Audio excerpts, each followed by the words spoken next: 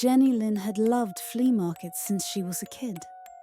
Her father always said that old things held secrets you couldn't see at first glance. But on that rainy day, her hobby became the start of something sinister. The first drops of rain caught her as she browsed the stalls on the edge of town. A grey cloud loomed overhead, wrapping everything in a damp haze, and the smell of rain soaked into the shabby clothes of the vendors. Amid piles of lamps, books, and porcelain vases, her attention was drawn to a dusty box. A sign on top read, "Do not touch." Of course, the warning only fueled her curiosity. She glanced around. No one was paying her any attention. Pulling the cloth off the box, Jenny found a strange doll. Its cracked porcelain skin, black eyes that seemed to swallow the light, and hair that looked like cobwebs made it eerie. Something about it felt wrong, but she couldn't look away. "Are you buying it?" came a raspy voice. She flinched. A hunched old man with an unnervingly still face stood before her. His piercing eyes felt like they were trying to read her thoughts. "How much for the doll?" she asked, trying to sound confident. "It's not a toy. It chooses," he replied, then added, $10, and it's yours." His words sent a chill down her spine, but the rain was picking up, and the urge to get home won out. At home, Jenny placed the doll on a shelf in her room. But the strange occurrences began almost immediately. That night, she had the eerie sensation that the doll was watching her. She brushed it off as her imagination, but the unease only grew. A few days later, things started disappearing. First, it was her keys, then one of her shoes. Her phone rang while she was in the kitchen, but when she answered, there was only silence on the other end. "Jenny, relax. It's just your nerves," she told herself. But deep down, she knew something was wrong. One night, a noise woke her up. A faint rustling, like someone carefully moving things around in her room. Her heart pounded in her ears. She switched on the light and saw the doll lying on the floor. "Must have fallen," she murmured, though the shelf was wide enough that it seemed unlikely. She picked it up, but as her fingers touched the porcelain face, an icy chill ran through her.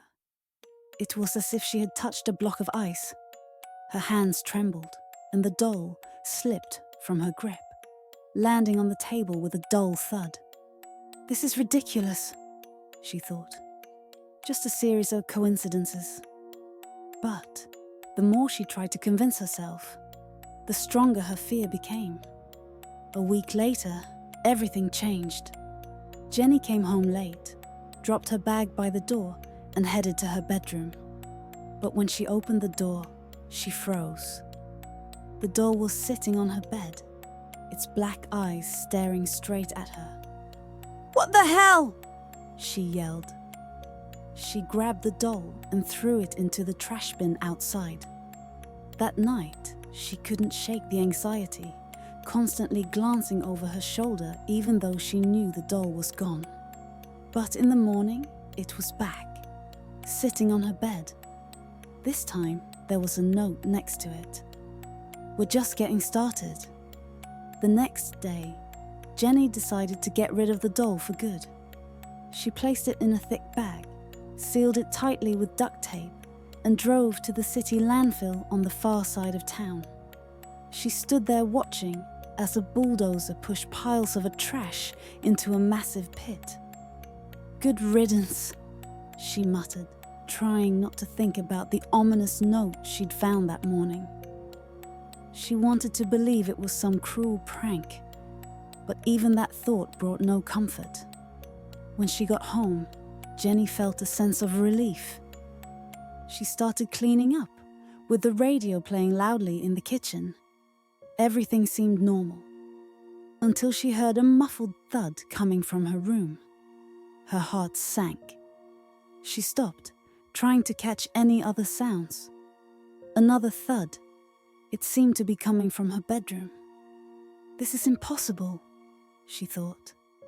But her legs move on their own, carrying her to the door. She pushed the door open, and her eyes widened in terror.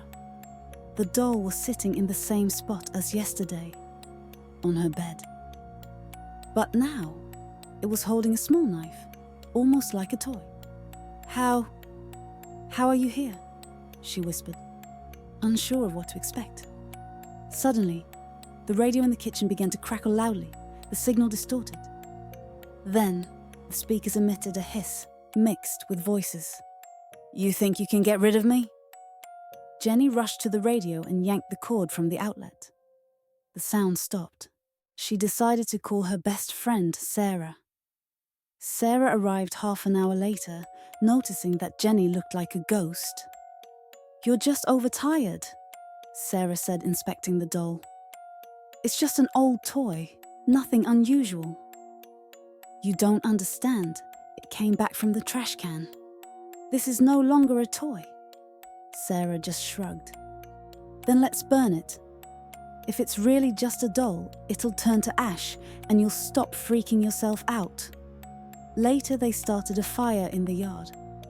Jenny threw the doll into the flames, watching as his hair and dress instantly caught fire. But instead of burning away, the doll emitted a piercing sound, almost like a child crying. Sarah recoiled.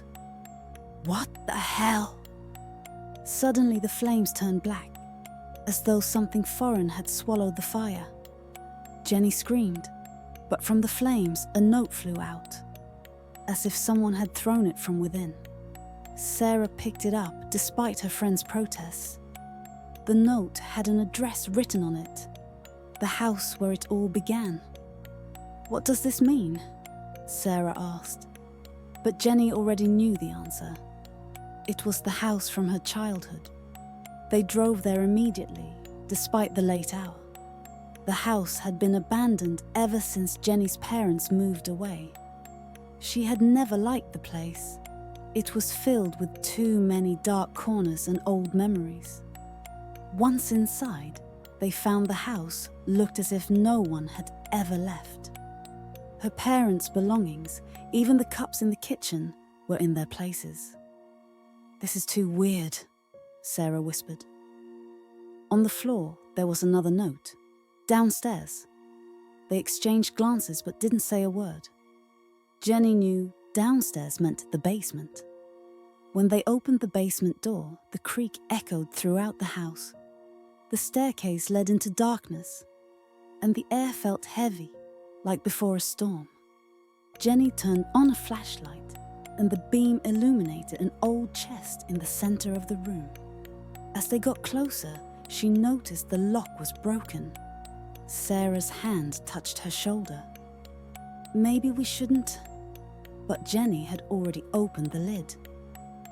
Inside was an old photograph. It showed a young woman holding the very same doll.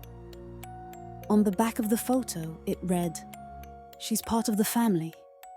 At that moment, the basement door slammed shut with a crash. The light went out, and in the darkness, they heard that same doll-like laugh. Darkness descended on the basement like a heavy blanket. The flashlight slipped from Jenny's hands and rolled across the floor, coming to rest beneath the chest. The dim light barely illuminated their faces as they huddled together. "Someone's here," Sarah whispered, her voice trembling. The laughter, echoing through the basement, grew louder, as if something were mocking their fear. Then it stopped, and in the silence, Jenny heard a whisper. "Return her home! Who's there?" she shouted. But instead of an answer, the whisper grew louder, drowning out her own voice. It seemed to come from everywhere, as if the walls themselves were speaking to them. Suddenly, the flashlight flickered, and Sarah screamed, grabbing Jenny's hand. Across the room, in the corner, stood the doll. It was no longer a broken toy. Its porcelain skin gleamed, and its eyes, shining with a dark glimmer, followed their every movement. "This is impossible," Jenny whispered. They ran to the door, but it wouldn't open, as if it was firmly locked. Sarah broke down in a panic, banging on the wood. "Let us out! Anyone, just let us out!" Jenny frantically looked around, grabbing at anything, until her gaze fell on the chest. Now, something inside it was moving, as if someone were trying to escape. "Don't look," Sarah whispered, seeing where Jenny was looking. But it was too late. Jenny, as if spellbound, slowly leaned over and opened the chest again. This time, it wasn't just the photograph inside. There was an old diary. She quickly grabbed it and began flipping through the pages. The handwriting belonged to the woman in the photo. "My dear Abby will live forever. Her soul is preserved. The doll is now her home." These words struck her like a lightning bolt. Jenny realized the doll was no mere toy. It was a vessel for someone's soul, a prisoner desperate to break free. Sarah grabbed the diary and read a few more lines aloud. "But if she is taken from here, she will seek her way back. She will find anyone who disturbs her peace." At that moment, the doll slowly raised its head. Its lips began to move, and a soft voice said, "You will return me home, or I will take yours." Jenny felt the air in the room grow heavy. The floor began to vibrate, the walls cracked, and around the doll it seemed like a shadow had thickened, forming a figure. "We can't leave her here," Sarah screamed. "But what if—" Jenny stopped, horrified, staring at the doll. "What if she comes back to me even after this? Then we have to finish her. For good," Sarah said, gripping a wooden shard from the shelf like a weapon. Suddenly, the whisper stopped, and a voice sounded directly from the doll. "This will never end." The light went out completely, and Jenny felt something wrapping around her legs. She screamed, trying to break free. Sarah swung the flashlight, and they saw shadows, like tentacles, enveloping them. In a panic, Jenny grabbed the shard from Sarah's hand and lunged at the doll. One blow, then another and another. The doll cracked into pieces, letting out a chilling wail that echoed throughout the house. But it wasn't over. Instead of disappearing, the figure in the shadow began to grow, taking shape. Then Jenny realized they had just unleashed something far more dangerous. The darkness in the basement seemed to come alive. The noise, the creaking, the heavy hum, all merged into a nightmarish symphony. When Jenny shattered the doll, she had expected the nightmare to end, but it only got worse. A figure appeared before her. It was a female silhouette, but her face was distorted, as if drawn on water, and her body was made of thick, black smoke. The creature's eyes were empty, but they seemed to burn right through Jenny. "You freed me," it whispered, its voice like nails scratching against glass. Sarah screamed, backing towards the stairs, but the creature waved its hand, and the basement door disappeared, as if it had never existed. "We won't get out of here," Jenny murmured, pressing herself against the wall. The creature moved closer to her. "You thought the doll was the curse? Number it was the cage. Now I'm free." The flashlight flickered, and in its light, Jenny noticed something strange. At her feet lay an old amulet. It sparkled so brightly that the creature recoiled for a moment. "An amulet," Jenny whispered, picking it up. "It's connected to you, isn't it?" The creature let out a chilling laugh. "You don't understand. This amulet is the key to my freedom. Destroy it, and you destroy me." The voice was convincing, but Jenny's intuition screamed otherwise. "No," she said, clutching the amulet. That's a lie. You're afraid of it. She glanced at Sarah. We need to use it to trap her back. The creature howled, shadows swirling around them, the wall cracking, and the ceiling creaking ominously as if it were about to collapse. Jenny remembered the words from the diary. She will find her way back. If we return her to the doll. Are you insane? The doll's destroyed, Sarah screamed. But Jenny was already rummaging through the chest where the diary had once been. At the bottom, she found an old rag doll. The doll where it all began. She threw it on the floor and clenched the amulet. I'll return you to where you belong. The creature screamed, lunging at her. But at that moment, Jenny pressed the amulet firmly against the rag doll. Forces that couldn't be explained shot through the basement. The air filled with a hum. Then, absolute silence. When they opened their eyes, the darkness was gone. The basement was once again old and quiet. On the floor lay the rag doll with the amulet tightly embedded in its body. Is that it? Sarah whispered, looking at the doll with disgust. I think so, Jenny replied, her voice trembling. When they stepped out of the house, the dawn had already broken. The sunlight was calming, but Jenny felt uneasy inside. She took one last look at the house, feeling the cold wind brush her face. Something shifted in her pocket. She reached inside and pulled out a small scrap of paper. We'll meet again. Jenny and Sarah walked home in complete silence. The morning sunlight filtering through the trees seemed to be trying to erase the traces of the nightmare they had lived through. But Jenny couldn't relax. Do you think it's really over? Sarah asked, finally breaking the silence. Jenny wanted to lie, to say that it was all behind them. But deep down, she knew. This was just a temporary respite. I don't know, she replied, looking at her reflection in the mirror. Her gaze seemingly changed. When Jenny got home, her phone vibrated. An unknown number appeared on the screen. She hesitated for a moment, but then answered. Hello? At first there was silence, and then a familiar, cold whisper. You don't understand what you've done. Now you're bound to me. Forever. She dropped the phone like it was burning hot. Her heart was pounding. But suddenly, the apartment became eerily quiet. And in that silence, Jenny heard a faint laugh.